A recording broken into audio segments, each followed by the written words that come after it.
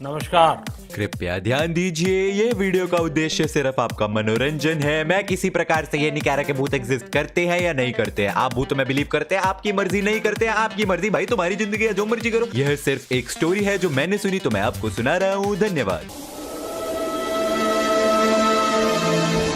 क्या आप लोग भूतों में विश्वास करते हैं? नहीं। अच्छी बात है, मैं भी नहीं करता।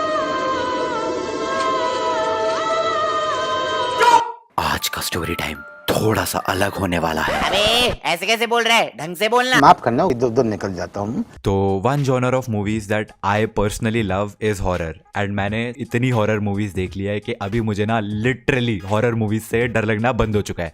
लास्ट स्कैरी मूवी जिससे मेरे को एक्चुअली देख के डर लगा था ना, वो थी, मगर क्यों? बड़ी डरावनी मूवी थी यार। ये हंस रहे हलकट हंस। नहीं। तो ऐसी ना परसों रात को मैं थर्ड फ्लोर गर्ल, क्या नाम था उस मूवी का, गर्ल ऑन थर्ड फ्लोर, हाँ गर्ल ऑन थर्ड फ्लोर करके हॉरर मूवी देख रहा था। उसमें सीएम पंक है एंड इतना फनी है, मतलब स्कैरी मूवी में हंसी आ रही थी मुझे। एंड तभी ना मम्मी रूम में आती है एंड मम्मी कहती है कि क्या कर रहा है। मैंने बताया मम्मी हॉरर मूवी देख रहा हूँ। तो मम्मी कहती है कि तू ना मेरे बचपन वाली वो हॉस्टल की स्टोरी क्यों नहीं सुना था अपनी अगली वीडियो में। एंड आई वाज लाइक ये भी ठीक है। तो ये स्टोरी जो है आज से 35-40 ईयर्स, 35 से 40 साल पुरानी है, जब मेरी मम्मी 12 से 13 साल की हुआ करती थी। एंड वो United Christian girls senior secondary school है सूरनसी जलंधर में, पंजाब में, वहाँ पे बोर्डिंग स्कूल में पढ़ा करती थी। तो वहीं पे वो हॉस्टल में ही रहती थी। बहुत हॉन्टेड था वो। एक्चुअली वो ना कब्रिस्तान पे बना हुआ था। तो जब मतलब मैं वहाँ गई तो पहले तो मेरे को कुछ ऐसे रियलाइज़ ही नहीं हुआ कि कुछ है इसमें। तो जब एक दो स्टोरी सुनी, मतलब मैं अभी बात कर रही हूँ तो मेरे को ऐसे गूज़ बम्स आ रहे हैं। अभी तक उस चीज़ का इफ़ेक्ट है मेरे पे। मैं अकेले नहीं रह सकती घर पे अभी भी। इतने साल हो गए मेरे को। सो उस वक्त ऑब्वियसली इलेक्ट्रिसिटी वगैरह का तो बहुत ज़्यादा इशू हुआ करता था। कभी भी लाइट चली आती थी, कभी भी लाइट आ जाती थी, और इन्वर्टर्स तो थे नहीं। तो ऐसे ही एक दिन हॉस्टल में लाइट गई हुई थी, हर हॉरर मूवी की तरह यहाँ पर भी लाइट गई हुई थी। एंड मम्मी की एक बैचमेट हुआ करती थी जिनका नाम था, हम इस वीडियो के लिए उनको बुलाएंगे छल्ली। अबे साले। एंड उनकी एक बड़ी बहन हुआ करती थी जिनका नाम था टोपी। तो बैचमेट छल्ली एंड बड़ी बहन टोपी, ये दोनों हॉस्टल में साथ में ही रहती थी। अब रात का टाइम था और लाइट गई हुई थी। टोपी को, बड़ी बहन को बहुत तेज प्रेशर आया। तो उसने छोटी बहन छल्ली को बोला कि सुन सुन सुन, नींद से उठा के, मैं जा रही हूँ, मेरे को बहुत तेज प्रेशर आ रहा है, तू प्लीज डब्बे में पानी भर के मेरे को दे देगी वॉश करने के लिए। एंड ये बोल के टोपी जो है वो भाग के चली गई। अब छोटी बहन छल्ली ने नींद में ये बात सुनी होगी, बट यार वो तो सो रही थी तो उसने इतना ज्यादा ध्यान दिया नहीं। 10 मिनट बीत गए। अब बड़ी बहन टोपी जो वॉशरूम में है, उसको वॉश करने के लिए ऑब्वियसली पानी चाहिए। तो उसने बाथरूम का दरवाजा खोल के ऐसे बाहर हाथ डाल के चेक करा कि वहां पे डब्बा पड़ा है कि नहीं।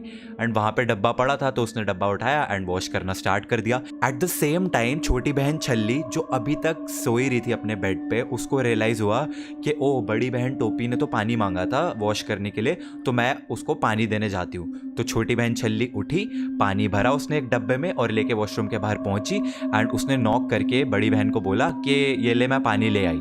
तो अंदर बैठी टोपी कहती है 1 सेकेंड, पानी का डब्बा तो तू पहले ही दे चुकी थी, मैंने तो वॉश भी कर लिया। पर छल्ली कहती है मैं तो उठ के ही अभी आई हूँ एंड पानी का डब्बा तो मेरे हाथ में है, तो तूने वॉश किससे करा। टोपी बाहर आई घबरा के एंड इतनी देर में लाइट वापस आ गई। एंड वो क्या देखती है, उसके हाथ पे खून ही खून। उस डब्बे में पानी नहीं था, खून था। एंड ये देख के टोपी इतनी तेज चिल्लाई and what my mom told is कि वो उसके बाद पागल हो गई एंड उसको उस हॉस्टल से शिफ्ट आउट कर दिया गया। हमें ऐसा होता था कि जब एक बार हम लेट गए ना बेड पे और लाइट्स ऑफ हो गई तो एकदम सुनसान हो जाता था।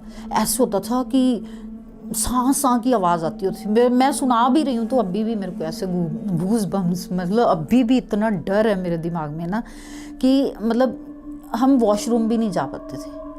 वॉशरूम भी जाना है ना तो मतलब जैसे हम लेटे हुए हैं ना, बेड के साथ बेड होता है, मतलब मैं सुना नहीं पा रही हूँ। चद्दर में से हम आवाज़ लगाते थे साथ वाले को कि वॉशरूम चल ले मेरे साथ। ऐसे होता था, इतना डर। हमेशा ऐसे लगता था कि कोई आसपास हमारे घूम रहा है। मतलब आंखें बंद कर ली तो बंद, फिर वो सुबह ही खुलेंगी जब दिन चढ़ेगा। अब ये तो एक स्टोरी है आउट ऑफ द मेनी जो मेरी मम्मी ने मेरे को बताई है। सो रात के डिनर का टाइम था एंड सारी लड़कियां मेस में खाना खाने के लिए इकट्ठा हुई थी एंड एज यूजुअल लाइट चली गई। ये साला सारी की सारी भूतियापंती लाइट जाने के बाद ही की होती है, कुछ समझाओ मेरे को। ये राज भी उसी के साथ चला गया। तो उस वक्त इन्वर्टर्स वगैरह तो होते नहीं थे, कैंडल्स वगैरह से काम चलाना पड़ता था। देख लो आज की पीढ़ी के युवा नागरिकों, एक जमाने में लोग मोमबत्ती पे जीवन व्यतीत किया करते थे, स्ट्रीट लाइट के नीचे बैठ के पढ़ा करते थे, हल चलाते थे, देश की तरक्की के लिए बहुत। तो ड्यूटी होती थी हेड गर्ल की कि वो कैंडल्स वगैरह लेके आएगी एंड कैंडल्स जलाएगी। तो हेड गर्ल जिसको हम इस वीडियो के लिए बुलाएंगे, एक तो ये नाम रखने वाला पार्ट सबसे मुश्किल है। बोतल, अबे साले, नहीं, पानी। तो हेड गर्ल पानी, बहुत ही जाबाज, एकदम निडर, वो और उनकी एक फ्रेंड उठी एंड यूटिलिटी रूम में कैंडल्स लेने के लिए गई। जैसे ही उन्होंने यूटिलिटी रूम का दरवाजा खोला, उनके सामने जमीन से लेके छत तक एक वाइट इमेज खड़ी हुई। मुझे लिटरली नरेट करते हुए भी कि वो इंसिडेंट कैसा होगा, ऐसे गूस बम्स आ रहे हैं। एंड हेड गर्ल पानी की फ्रेंड तो वहीं से भाग गई, लेकिन हेड गर्ल पानी काफ़ी ब्रेव थी। वो ऐसा उस वाइट इमेज को देखते देखते कॉर्नर से ड्रॉअर के पास गई, कैंडल्स निकाल के भाग के निकली वहाँ से एंड चिल्लाते हुए मेस में आई एंड वहीं पे आके फेंट हो गई। हम एक रूम में 8 गर्ल्स होती थी, हमारे 8 बेड लगे होते थे, 4 इधर 4 इधर। और हमारा बेड ना, मतलब मेरे को जगह मिली बिल्कुल विंडो के साथ।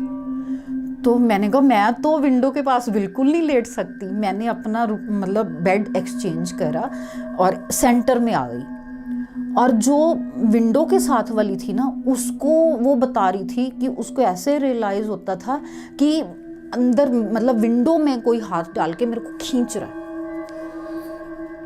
इतना मतलब जैसे वो होती है ना आजकल जो मूवीज दिखाते हैं, बिल्कुल वही वाली स्टोरी।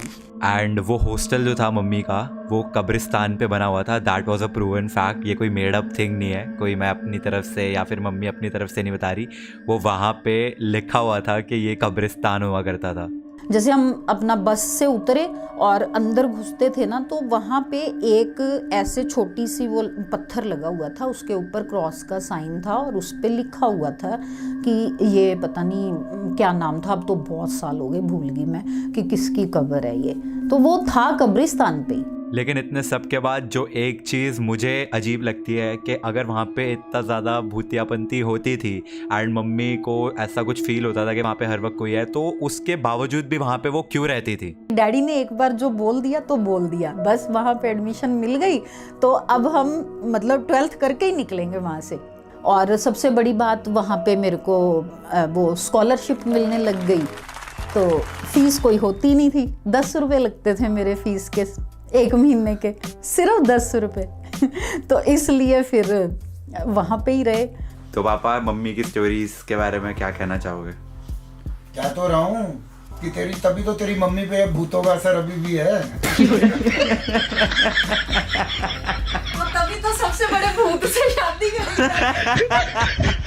एनीवेज गाइस, तो ये थी हॉन्टेड हॉस्टल वाली स्टोरी टाइम वीडियो। एंड में मैं बस एक चीज बोलना चाहता हूँ, in no way I am saying कि भूत एग्जिस्ट करते हैं या नहीं करते हैं। सबके अपने खुद के बिलीव्स होते हैं। मुझे लगता है पर्सनली कि भूत एग्जिस्ट नहीं करते हैं, किसी को लगता होगा कि करते हैं, वो उनकी खुद की थिंकिंग है। Everybody has the right to their own thinking. आप वीडियो को लाइक करिए एंड एक बहुत ही ओपी weirdest एप्स वाली वीडियो कमिंग इन 3 days। तुमसे ना हो पाएगा। हम मिलेंगे तब। Thanks for watching.